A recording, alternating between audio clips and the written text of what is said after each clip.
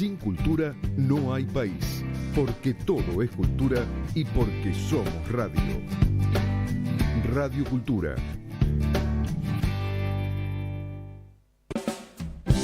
A continuación, conversatorio con Javier García Labugle.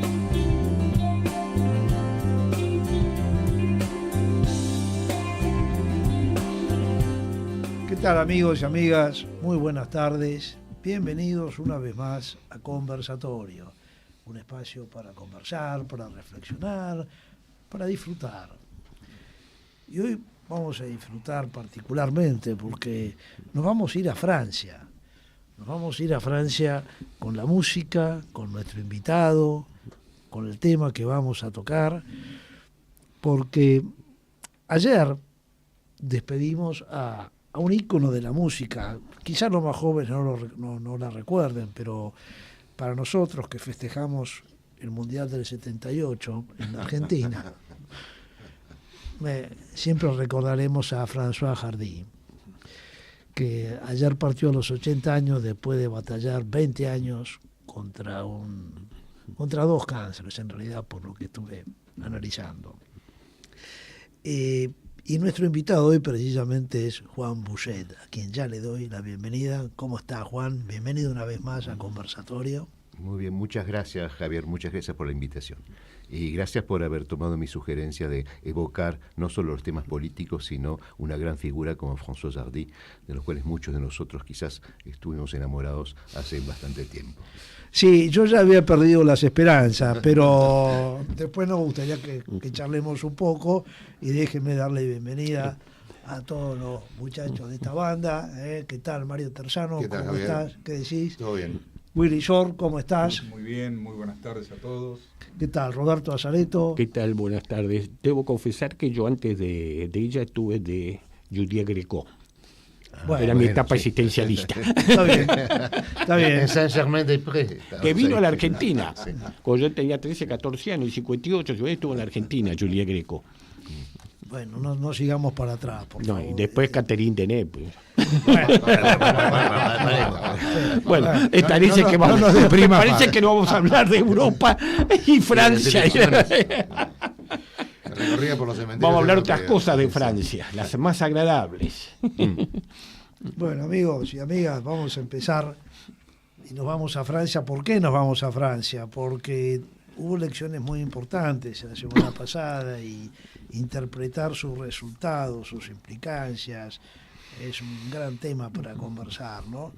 Déjenme contarles antes de empezar, y le voy a pedir a Juan que él amplíe que François Hardy, perdón mi francés, por suerte está Juan, me va a poder corregir. François Madeleine Hardy fue una cantautora, modelo y actriz francesa. Sus canciones son de estilo mayormente melancólicas y reflejan las dudas, interrogantes y angustias que le despiertaban los tormentos de las relaciones sentimentales y la nostalgia en general. Nació en París el 17 de enero de 1944 y nos dejó ayer 11 de junio de 2024, a los 80 años. Tuvo un hijo, Thomas Dutronc, con quien fue su marido, Jacques Dutronc, que en los últimos años estaba separado. Pero sí, Jacques Dutronc también un gran artista, un cantautor francés muy importante. Te dejo si querés ampliarnos un poco más. No sé, sobre ella lo que sí se podría agregar, que esta mujer tan bella siempre se sintió muy insegura, no se sentía insegura de su físico, pensaba que no gustaba a la gente eso cuando era joven, y eso la acompañó toda su vida. Y también los temas que trata en sus canciones tienen que ver con el amor y la dificultad de las relaciones en el amor. Tuvo dos parejas importantes, uno Jean-Marie Perrier, que era un fotógrafo que la acompañó durante mucho tiempo, fue su primer marido, y después Jacques Dutronc, que era el padre de su hijo, que también es cantante. Y todo lo que refleja en sus canciones es que ella amaba y sentía que los hombres que ella amaba no la amaban lo suficiente. Y eso es lo que transmite en todas sus canciones, y a la vez que cuando era más joven era el sentimiento de no ser agraciada.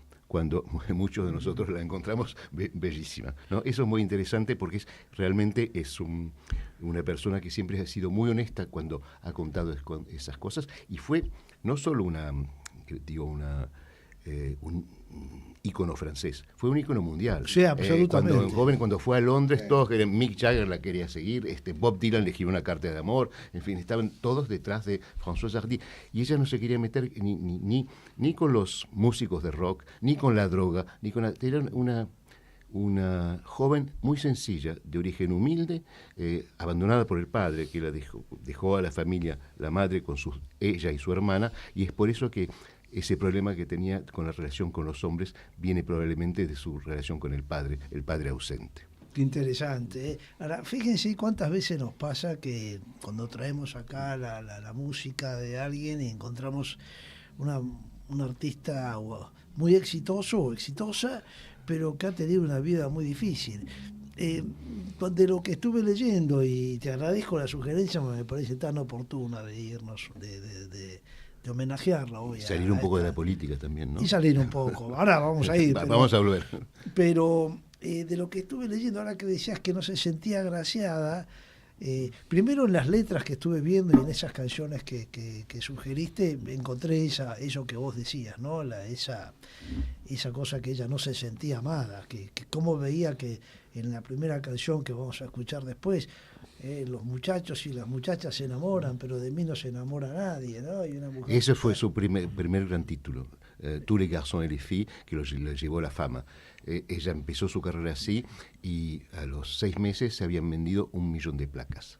Y ahí realmente fue una cosa espectacular. Que parece entonces era inédito, porque ahora estamos en otra época, ¿no? Pero en aquel entonces, el único dato que quería, porque me llamó la atención y hace referencia a lo que vos decías, bueno, esto qué fuerte, ¿no? Que el padre lo abandonó, que la madre, ella dice en una entrevista que vi que le habían hecho, que se sintió muy amada, incluso demasiado amada por su madre, pero su abuela le decía que era fea.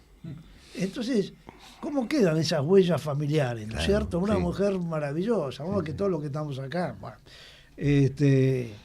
Sí, el peso de los vínculos familiares es muy interesante. Es muy fuerte, a pesar del éxito, de los millones y de los... Ella, además, se veía como casi autista al principio, porque no podía ni dar entrevistas ni relacionarse con la gente. Poco a poco fue mejorando eso y empezó también a hacer giras, pero a un momento dado también dejó las giras. No quiso trabajar más como artista, solo no los escenarios, solo hacer discos, escribir su música y sus letras y seguir trabajando como artista. Así que, amigos de la audiencia y amigas de la audiencia, vamos a deleitarnos después con 3 canciones de Françoise Hardy. Venga el sábado a la mañana. Bueno. Pero vos sos la Bugle. Y sí, pero bueno, es mi asignatura pendiente. Maisonneuve de la Bugle, que vino hace 4 o 5 generaciones, y bueno, lo perdí en algún lado. Se perdió el francés. Se perdió. Voy a tratar de recuperarlo. Eso es Argentina. Ya lo conocemos, Juan es un amigo, lo hemos tenido varias veces en el programa y tenemos de vuelta disfrutar su presencia, pero déjenme recordar que Juan Boucher es corresponsal de Radio France Internacional, RFI, y La Tribune, France Culture y TV5 Monde. Bueno, ya otros medios ahora, pero digamos, no importa, las cosas cambian. Y sentite libre para agregar todo lo que sea necesario. Y director periodístico de Radio Cultura. Y lo más importante, director periodístico de Radio Cultura. Vamos a cambiar el conductor del programa. Eso es lo que estaba por decir ahora. Bueno, Juan, como director periodístico de Radio Cultura, Bien. ¿cuál es tu visión del resultado de las elecciones de Francia la semana pasada, por favor? Mira, yo diría que la semana pasada, en realidad el domingo. Desde este domingo, yo veo que hubo 3 terremotos. El primero, un terremoto anunciado, que fue la victoria de la agrupación nacional, unos dicen Reunión Nacional, que es el Rassemblement National, el ex Frente Nacional de Marine Le Pen, que ganó las elecciones europeas de manera aplastante, 31,5% de los votos, más de 2 veces más que la lista oficialista conducida por Valérie Ayer, la representante de Macron, del presidente Macron. Ese resultado estaba anunciado, todas las encuestas lo daban, pero cuando se da el resultado es otra cosa, es el choque de la realidad. Bueno, eso es el primer terremoto. El segundo, que no era previsto, pero que podía ser previsible, es cuando minutos después del anuncio del resultado, el presidente Macron decide llamar a nuevas elecciones legislativas, la disolución de la Asamblea Nacional, de la Cámara de Diputados. Lo hace minutos después y justo después que el ganador de la agrupación nacional, Jordan Bardella, 28 años, se haya pronunciado diciendo que habían ganado y pidiéndole al presidente que disuelva la Asamblea Nacional. Lo que hace inmediatamente Macron, que igual lo tenía pensado, pero no avisó a nadie, ni el primer ministro, ni ninguno de sus ministros lo sabía antes de que lo anunciaran. Entonces habrá elecciones el 30 de legislativas, el 30 de junio y el 7 de julio. Y el tercer terremoto, más pequeño, pero también es importante, es lo que pasó ayer cuando el presidente del partido Los Republicanos, que representa la derecha o centro-derecha republicana, digamos, heredero en gran parte de lo que era el gaullismo, decide aliarse con la agrupación nacional, apoyar a Bardella y Le Pen, y rompe el partido, porque el presidente lo hace solo, la mayoría de los dirigentes dicen que no están de acuerdo, pero ahí se rompe, de hecho, cerró la sede del partido, se fugó porque decían que lo iban a atacar, una especie de melodrama entre los dirigentes y él mismo, y no se sabe qué pasa porque los otros dirigentes dicen que lo quieren destituir, pero parece que no pueden destituirlo. Y en realidad yo creo que el partido republicano, los republicanos, se va a dividir en 3. Una parte que va a estar más cerca ideológicamente y va a votar con la gente de Le Pen, con la extrema derecha o la derecha extrema, como se le quiera llamar. Otra parte que es Macron compatible, que va a ir hacia el centro, y un sector intermedio que va a querer mantener su personalidad como partido independiente, pero que va a ser relativamente chico. Y creo que Éric Ciotti, el presidente del partido, a diferencia de sus compañeros dirigentes del partido, sintió que su base, que su electorado, estaba más cerca del electorado de Le Pen y Bardella que del electorado del centro. Entonces, eso ya cambia el panorama político francés, porque ahora vamos a elecciones legislativas, donde el partido de Macron, el centro, que a la vez quiso ser un tiempo centro-derecha y centro-izquierda también, representa apenas 14,5 o 15%. La extrema derecha de Le Pen y Bardella, 31%, pero hay otros 2 partidos de extrema derecha. Uno que dirige un ex polemista y periodista, donde está Marion Maréchal, que es la sobrina de Marine Le Pen, que tuvo 6% de los votos, y otros más. En total, la extrema derecha llega a casi 40% de los votos. Y del otro lado, la izquierda, hay 2 izquierdas. La izquierda, digamos, radical, que es la de Mélenchon y de otros partidos, que tuvo sus buenos votos, y la izquierda moderada, socialistas, dirigida por un filósofo ensayista, Glucksmann, que hizo una buena votación y tuvo 14-15%. O sea, las 2 izquierdas reunidas representan 31%, las extremas derechas 39%, y el centro está ahí desdibujado. Entonces Macron hoy dio una conferencia de prensa, hizo un llamamiento a que todos los que rechazan a los extremistas, tanto de derecha como de izquierda, se unan a él. Pensando en la gente de los republicanos y también de la izquierda moderada, socialistas y Glucksmann. Pero creo que con eso no llega, además, y pensando también en los abstencionistas. Es lo que te iba a preguntar, porque siempre ha sido un tema de tu preocupación, ¿no? El bajo nivel de participación. Bueno, sí. Puede tener chances convocando Quizás es lo que piense, porque pese a que en las elecciones europeas viene subiendo el nivel de participación. Esta vez fue de 51%, igual es muy inferior al de las elecciones nacionales. Bueno, quizás en ese 49% que no fue votar, Macron piense que haya gente que lo pueda apoyar por rechazar a los extremistas o los extremos. Pero nadie dice que sea una apuesta que le puede ir bien con eso, porque también hay un rechazo a la política de Macron en los últimos años, que es lo que explica el auge de la agrupación nacional, el auge también de Mélenchon, un rechazo a las políticas moderadas de centro de Macron y un rechazo también a la persona de Macron. Y después hay otro elemento en el voto que vimos, y ya les dejo la palabra, que vimos este domingo. Hay gente, estuve escuchando testimonios, gente que dice, bueno, pero que esta gente de la agrupación nacional quizás no tengan las buenas respuestas, pero plantean las preguntas correctas y además nunca estuvieron en el poder. ¿Por qué no probamos con ellos? Como no, a diferencia de algo que acá suena bastante pero ahí está, como lo que pasó. Pero ahí yo después tiro la pregunta abierta a toda la mesa, ¿no? Pero particularmente a vos, por supuesto. Porque esto que pasó en Francia no es solamente, y por eso nos interesa, no es solamente en Francia, sino que es una tendencia que es lo que está ocurriendo en Europa y en todo el mundo, ¿no? Que es el avance de la llamada extrema derecha. Y la pregunta es, ¿qué es la extrema derecha? Siguió en Alemania también, siguió en segundo los neonazis. Sí, yo diría... en Alemania es gravísimo. La AfD llegó segunda en Alemania, que es el partido neonazi, claro, y delante de los 3 partidos de la coalición gubernamental. Ahora, perdóname, Juan, este es el panorama básicamente francés. Sí. Ahora, ¿cómo ves el panorama europeo? Porque hay algunos personajes que juegan un juego, por ejemplo, dentro de España la lucha de PP y el PSOE es terrible. Ahora, en el Parlamento Europeo están asociados a una mirada europeísta.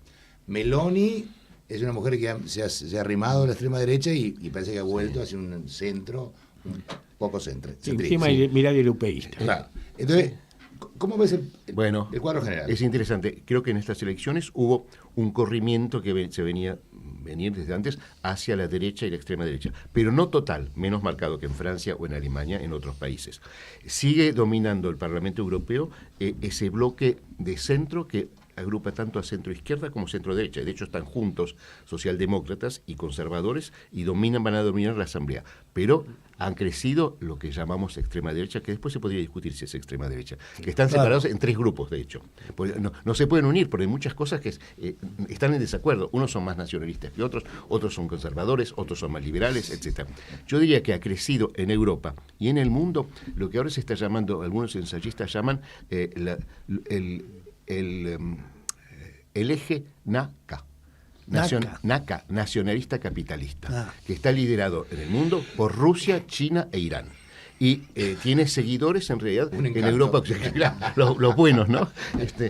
Que son los mismos que han apoyado siempre a los movimientos de derecha o extrema derecha en Europa y lo siguen haciendo. Y eso está creciendo en general en Europa y en el mundo.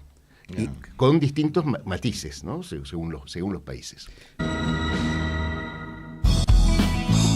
Estás escuchando Conversatorio, un espacio para comprender el futuro con sus desafíos y oportunidades.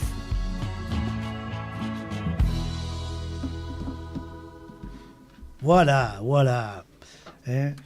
Bueno, Juan, me quedan tantas preguntas, pero un poco esto, ¿no? ¿Qué es la extrema derecha? Porque está ocurriendo en varios países. Hay un tema que parece ser que es el tema de la inmigración, ¿no? Que molesta significativamente. Pero me queda dando vueltas ahí una pregunta. Cuando hablaste del segundo punto de Macron, ¿no? Que llamó... ¿Qué puede pasar? Porque si se repite un resultado como este en las legislativas de julio, el poder de Macron queda diluido. Si se repite eso, va a haber una cohabitación. El presidente, como le pasó en un tiempo a Mitterrand y en un tiempo a Chirac, tiene que llamar a formar un gobierno a un representante del partido más votado, como de la mayoría. Bueno, como primer ministro. Como primer ministro. Entonces tendría que ser Bardella, en este caso, probablemente, si gana las elecciones Bardella.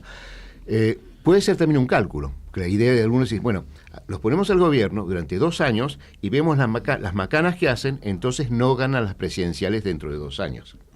Eso podría ser un cálculo también. Porque el presidente también tiene cierto poder. Sí. El gobierno en realidad tiene mucho poder, pues una democracia parlamentaria, pero tiene también un tinte presidencialista que hace que en algunas cosas hay toda la que es política interior es el gobierno que domina y no el presidente. Pero puede vetar algunas leyes el presidente. Y tiene la política exterior, tiene la defensa, tiene el arma nuclear, en fin, tiene una serie de prerrogativas. Eso es del presidente. Es la herencia imperial y monárquica. Claro. Entonces tiene cierta efecto. Pero podría hacer un cálculo, y si no, otra cosa no puede ser. Si ganan a la agrupación nacional, tiene que llamar a un primer ministro de esa formación. Y después hay que ver qué pasa, justamente porque puede que no sepan gobernar, es lo que mucha gente piensa, porque hasta ahora han tenido que algunas municipalidades, algunas ciudades, pero nunca han formado parte de gobierno, ni siquiera en coalición. Eso es una diferencia con Italia también, porque y eso me trae reminiscencias a la situación argentina también, ¿no? Y claro, sí, de ambos lados. Por un lado, porque hay gente que ha votado diciendo, bueno, veamos qué hacen estos, ya que los otros han sido todos malos, y por otro lado, a ver qué hace esta gente. ¿Vos imaginás que la gente que no ha votado, se ha abstenido, etcétera, mucha gente que ha votado, habida cuenta de la diferencia enorme de votos, puede reaccionar y decir, no, para esto es demasiado? Volvamos a cierto equilibrio. En un tiempo se pensaba eso en Francia, que había como una especie de cinturón de contención frente a lo que se llamaba la extrema derecha. Eso pasó con el padre de Marine Le Pen, ahí hubo un momento, Chirac ganó 80% de los votos, una elección frente a Jean-Marie Le Pen, porque ahí incluso la izquierda lo votó a Chirac. Bueno, en fin, no sé si esto pasa lo mismo, porque los electorados están mucho más mezclados. Ya no es el tiempo de los partidos y donde la gente sigue a su propio partido. De hecho, en parte contribuyó eso Macron, cuando llegó en 2017 y rompió el sistema tradicional de partidos.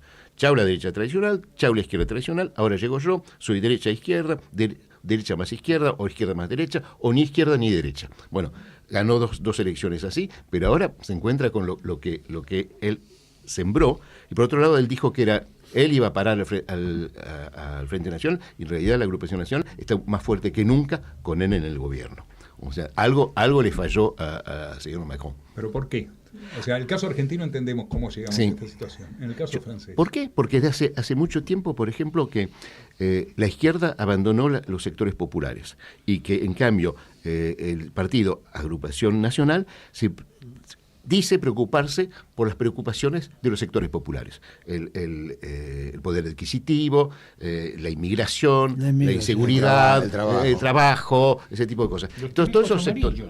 Y los chalecos también, bueno, esos eran sectores... que vive en un pueblo chico y cerró la estación de tren, no para más el tren. Sí, hay mucho TGV, pero mi estación no tengo TGV. Exacto, la globalización fue buena, sentía buena para los burgueses o de intelectuales urbanos, de las grandes ciudades, urbanos. Sí. Esos están chochos de la vida. Pero en cambio, la gente de los pueblos o las ciudades pequeñas o del campo, etcétera, no vive bien y tiene todos esos problemas. Además, muchas reformas que hizo Macron, que es, a mi entender, necesarias, reforma de las jubilaciones, reforma de una serie de cosas, son muy resistidas por grandes sectores de la población. Y por otra parte, no se ocupan bien de las finanzas. Francia tiene un déficit público de 5,5%, cuando lo que más permite Europa es 3,5%.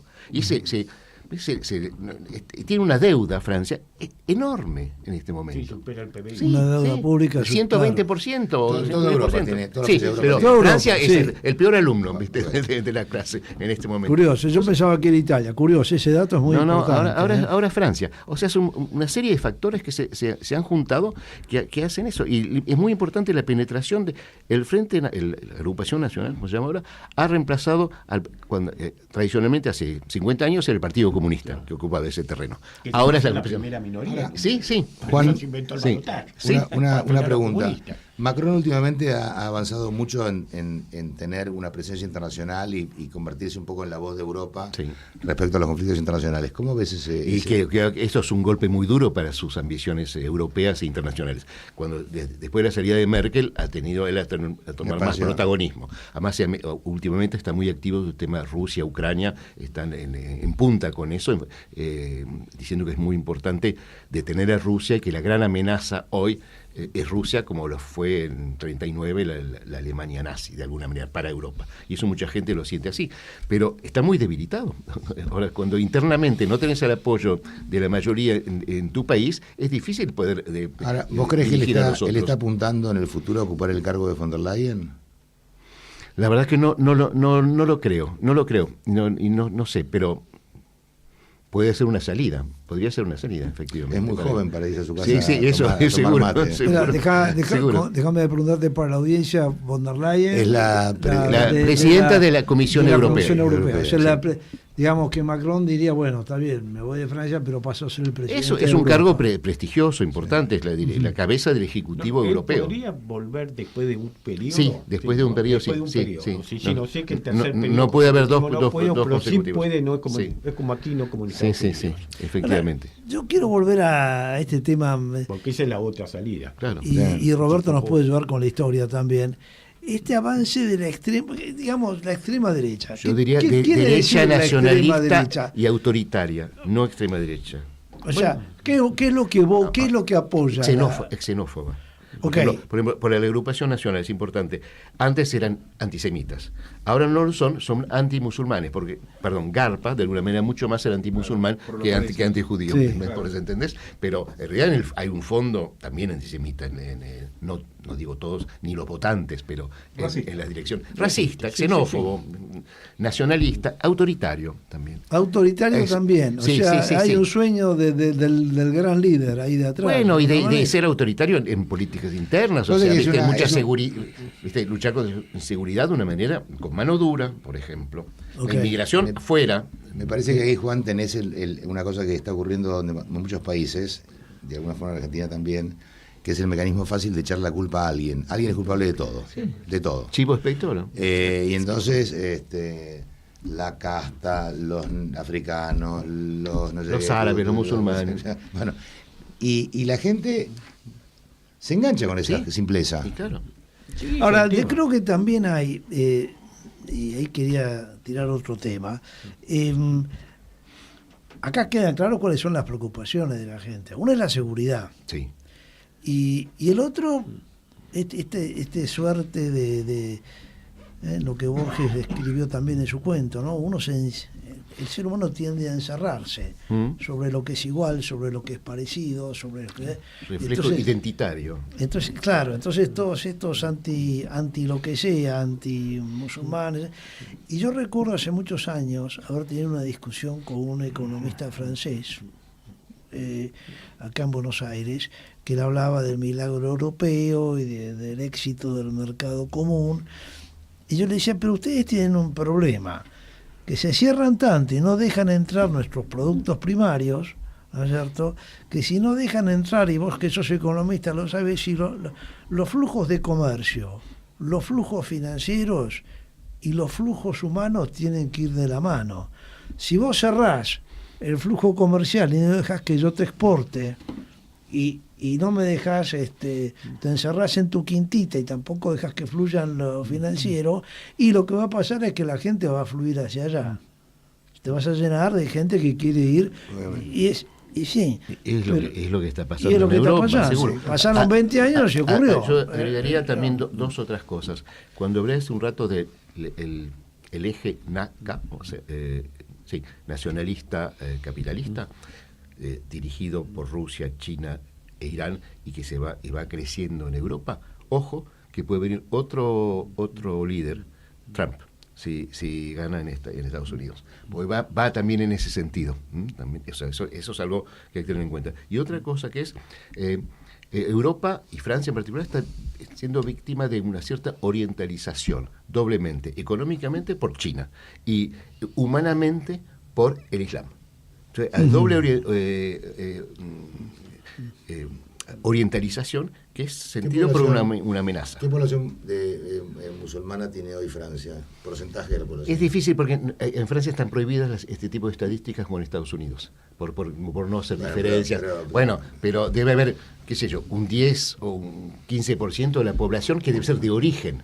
O sea, son franceses, pero descendientes el racismo era también sobre los propios europeos, eso, pero Yo en algunos viajes he hablado con hijos de portugueses o italianos del sur, por ejemplo, que estaban en Suiza, y las cosas que cuentan de hace 60 tremendo años. lo que le pasaba. Sí, Tremendo. En Francia también, pero después Los españoles que iban a Europa en los 40. Felipe González una vez lo dijo, y a mí me lo dijo, me acuerdo del chofer del embajador argentino en España, en Suiza era español y me lo contó también. En una época había carteles en los baños de Berna o en la de Stuttgart, que en Alemania, que decían prohibido en los cafés, prohibido la entrada a los baños de los perros y de los italianos o de los españoles. En Francia lo recordó Felipe pasaron cosas González, así. dijo, miren, terminen con esa porque acá nos hicieron con los italianos, con los polacos, con los portugueses, pero después de 2 o 3 generaciones, como son europeos, claro, la asimilación es mucho más fácil. Hoy en día, una cosa que dijo Macron... También una fuerte inversión de Europa para el desarrollo de esos países. Claro. España creció gracias a Europa. Portugal no hubiera crecido. Bueno, por eso se asombra lo de España. Hoy lo mencionó. Fueron unos subsidios Macron enormes. dijo en su discurso. ¿Y por qué se hizo más europea Meloni también? Sí, claro, por eso. Pero Macron dijo hoy en un discurso que quiere un debate sobre el laicismo, que se vuelvan las reglas republicanas y laicas, que ninguna religión piense que puede imponerse a las leyes de la República. Porque es lo que está pasando con muchos musulmanes. Pasa en un hospital en Francia. Llega una señora para tener su bebé y viene el marido barbudo que dice, no quiero que la atienda un médico varón, tiene que ser una mujer.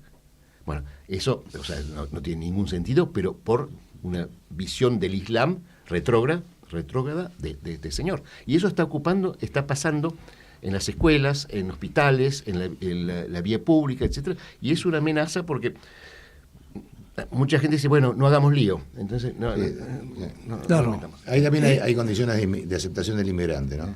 Y sí. Que deben ser firmadas por cada inmigrante antes de entrar, aceptando reglas. Francia dice, y les dijo Macron hoy, y no queremos más inmigrantes que tomen como derechos a la carta. Lo que quieren es lo que nos conviene sí y lo que no nos conviene no. ¿Viste? Claro. Pero es muy difícil. Hay que firmarlo cuando el tipo entra. Claro. Si no te gusta, barco de vuelta, tómatela. Sí. Pero no nos olvidemos que en muchos casos son ciudadanos franceses. No, eso ya está. Claro. Pero los nuevos. ¿No? Claro. Los nuevos. Eso claro. ya son ciudadanos franceses, ya está. Sí. Ahora, perdón, pero pareciera por algunos comentarios que he recibido de alguna gente, que Francia ha mejorado bastante la capacidad de asimilación de la inmigración de África. En términos de incorporación, ha hecho un esfuerzo grande. ¿La subsahariana o la del norte de África? Norte de África. Sí, yo porque creo que las dos. Película, ha hecho esfuerzos en cine, pero televisión. Fíjate, tenés actores, tenés, en la televisión tenés periodistas Lupin, también, tenés periodistas de origen magrebí o africano, etcétera. Hay un esfuerzo. Hay un esfuerzo. Tenés también hubo ministros, gente en la diplomacia, tenés en todos los estratos sociales. Claro, que de Martinica, la Guyana, sí, bueno, por eso ya es parte de Francia desde hace 200 años, quiero decir. Eso ha mejorado mucho. Es una minoría, en realidad, la que no se asimila bien. Y además está el germen del islamismo y del terrorismo. Eso es lo más preocupante. El islamismo está avanzando entre la población musulmana francesa. Y no es lo mismo para muchos un musulmán francés que un judío francés, un protestante francés, un católico francés, o un agnóstico francés. Entonces ahí tenés una diferencia importante. Y digo que el hecho que Macron lo haya señalado hoy, esos dos aspectos, volver al laicismo y a más laicismo, y no aceptar inmigrantes a la carta, con derechos a la carta, quiere decir que reconoce el problema que viene denunciando la derecha o la derecha extrema desde hace mucho tiempo y que hasta ahora los poderes públicos hacían la vista gorda. Si miramos lo que está pasando en Francia y lo proyectamos en el resto de Europa, tuvimos también elecciones en España, ¿cuál es la lectura que podemos hacer sobre lo que pasó en todo el continente? Yo pienso lo que dicen los analistas, que hubo más bien una mayor penetración de la derecha extrema y de la derecha conservadora tradicional, pero no tan marcada como en Francia, que es en otros países menos. Preocupante en Alemania porque la AfD llega al segundo puesto, ha crecido muchísimo y es un partido neonazi. De hecho, dos de sus candidatos habían hecho declaraciones abiertamente nazis. Y del partido mismo los tuvieron que excluir de las listas y sin embargo tuvieron muchos votos, más votos que los liberales, que los verdes y que los socialdemócratas. O sea, eso es un poco preocupante. Pero el equilibrio global de Europa creo que sigue siendo en el Parlamento Europeo ese centro-derecha, centro-izquierda que va a seguir dominando el Parlamento Europeo. Pero con una penetración cada vez mayor de los autoritarios y nacionalistas. En función para Putin no ha sido un triunfo. No. El Parlamento Europeo tiene la mayoría todavía que está alineada en frenar europeísta. Exacto. Creo que hay que enfocarlo, ¿no? Eso es importante. Pero lo que pasó en Francia, es muy bueno para Putin. Claro. Sí, por eso, para Putin Putin juega a eso y a un triunfo de Trump. ¿Por qué no aclaramos por qué es bueno para Putin lo que pasó en Francia, Juan, por favor? Porque hay convergencia entre esos partidos y esos líderes con Putin. De hecho, Marine Le Pen es prorrusa. Y además, aparte, lo han bancado. Los bancos rusos financiaron las campañas del Frente de la Agrupación Nacional. ¿Cuándo empieza a ser? Por eso hoy otra cosa que dice Macron hoy es: vamos a transparentar la recaudación de fondos de los partidos políticos. Claro, ¿de dónde viene la plata? Sí, claro. En Estados Unidos ha habido mítines de trampistas al grito de Putin, Putin. Roberto, ¿y cuándo empezó la extrema derecha a parecerse a la extrema izquierda? Porque Putin es representante del mundo comunista por excelencia. Eso desapareció. ¿Cómo desapareció? Desapareció el comunismo en Rusia. Les voy a contar una anécdota personal, porque a lo mejor ayuda a esclarecer. Año 90, 91, me viene un amigo mío y ha estado en un cóctel diplomático con el secretario político de la embajada de la nueva Federación Rusa. Y me dijo que quería conocer a alguien de mi segmento político, digamos, de las fuerzas liberales tradicionales. Dice, yo siempre hablé con los socialistas, los comunistas, había cosas. Entonces, pero claro, yo quería saber. Y entonces digo, ¿cuál es el debate que hay ahora? Y dije, mire, me dice el tipo, tenemos un problema con la izquierda en Rusia ahora. ¿Y cuál es el problema con la izquierda? ¿Quién es la izquierda en Rusia? Y hay gente que cree que en un año podemos ser una democracia como la de Estados Unidos. Eso para él era la izquierda. Por eso, todo términos relativos. Él, por ejemplo, parecía que fue evidente que criticaba lo que estaba haciendo Gorbachov y Yeltsin, no ir al capitalismo, sino más lo que estaba haciendo China, mantener el control del partido único e ir al capitalismo desde el partido único. Eso me di cuenta que ese era porque esto va a ser un despelote, ahí lo iba. Entonces la izquierda era lo que quería una democracia. Y bueno, era así también. Ahora, fíjese que interesante, acá ¿no? Que liberal es sinónimo de derecha. Los liberales recomiendo, siempre son de izquierda. Pero recomiendo ver en Netflix una docuserie que se llama Punto de Inflexión, que habla un poco todo el proceso desde el inicio del nazismo hasta hoy en día, termina con Ucrania, ¿no? La evolución de Rusia. Bueno, les recomiendo que los argentinos deberíamos ver una film que vi hace poco en televisión, que es viejo, con algunas cosas que nos pasan acá, El inicio del mal.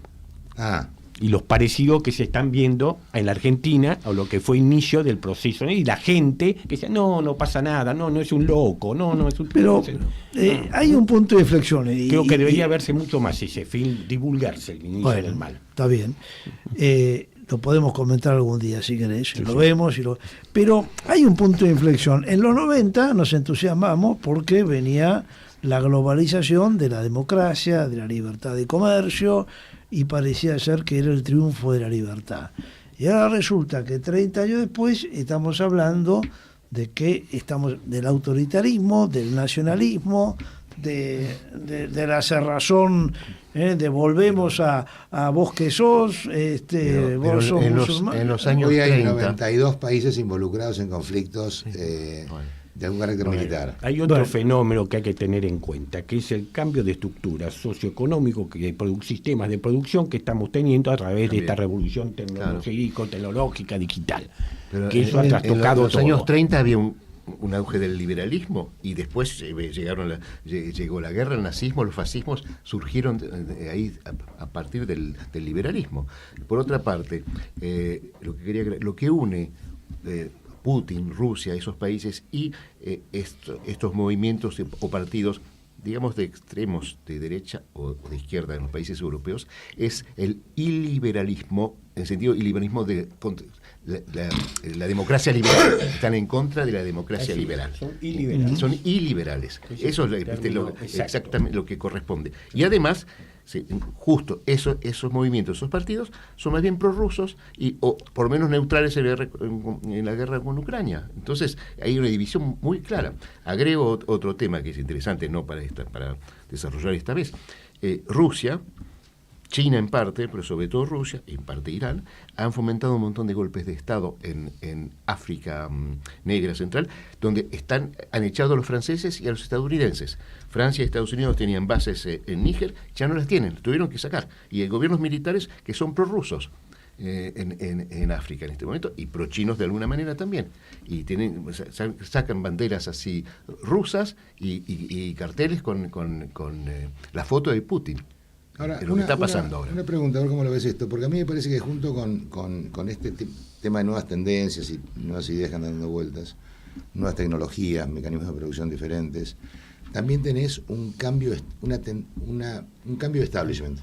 Creo que el año pasado lo hablamos acá en un programa largo. Sí.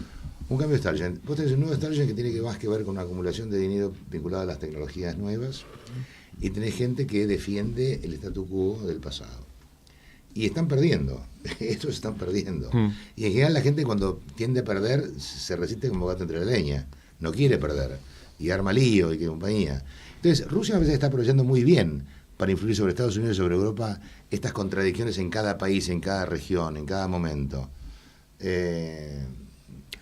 Ahora, es llamativo que Rusia puede tener esa influencia, porque Rusia, si no sin armas nucleares, es un país de segunda categoría. Sí, pero PBI es menos que Italia. Menos que Italia. Bueno, Brasil ya lo ha superado lejos a Rusia. Sí, pero es la potencia pero nuclear. claro, tiene la amenaza nuclear, el segundo arsenal nuclear. Sí. Mejor no tratemos de descubrir si funciona o no funciona. No, pero a ver, un líder de Níger que elija entre China y Francia y Estados Unidos, bueno, puede ser, bueno, pero Rusia no le puede ayudar. El colapso cubano, ¿qué fue? Porque Rusia no la podía sostener, le daba ahora está volviendo, ¿no? Sí, Rusia, pero Rusia ¿sabes lo que hacen? Tratan de encontrar el oro y los minerales en esos países. Ahora, tratemos de imaginar un 2025 con Trump, presidente de Estados Unidos, Meloni en Italia, Le Pen en Francia, Putin en Rusia. Bueno, ese mundo iliberal. ¿A dónde nos vamos a exilar? Todavía el espacio no nos podemos ya la ir. Antártida tampoco podemos, porque Rusia está metido ahí. Tratate de no imaginártelo, pero ¿qué vamos a hacer? No amargándote de tiempo. Tengamos esperanzas. Roberto, Santiago del Estero, ¿cómo lo ves? No sé si Santiago del Estero, pero a lo mejor en ese mundo cómo cuadraría la propuesta de Milei. Pero es para otro programa, no es para hoy. Es largo. Es largo. Perdón, pero ¿la propuesta de Milei para el mundo o para Argentina? Para Argentina, porque España. Bueno, fuimos a Francia, recorrimos el mundo y tenemos bastantes inquietudes abiertas, por lo menos para quienes creemos en la democracia, la libertad y la competencia, y en la persona humana como centro de todo el sistema.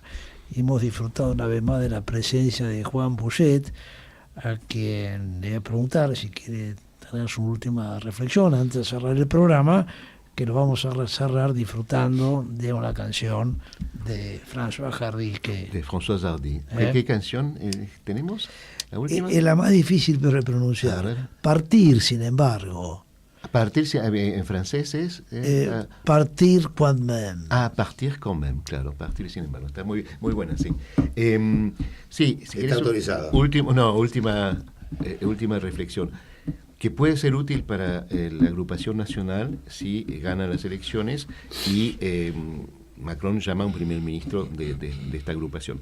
Es la alta función pública, que en Francia es neutral.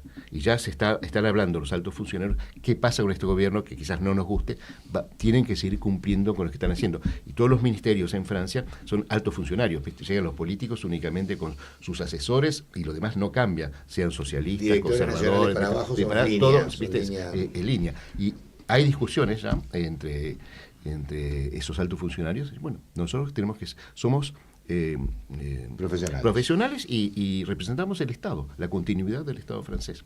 Y eso puede servir para que hagan pocos errores la gente de la agrupación nacional si llegan al gobierno. Bueno, eso lo veremos dentro de...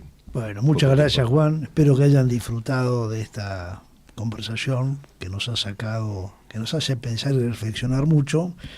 Así que, bueno, muchas gracias, como siempre, a todos, muchachos. Gracias. Y gracias, Javier.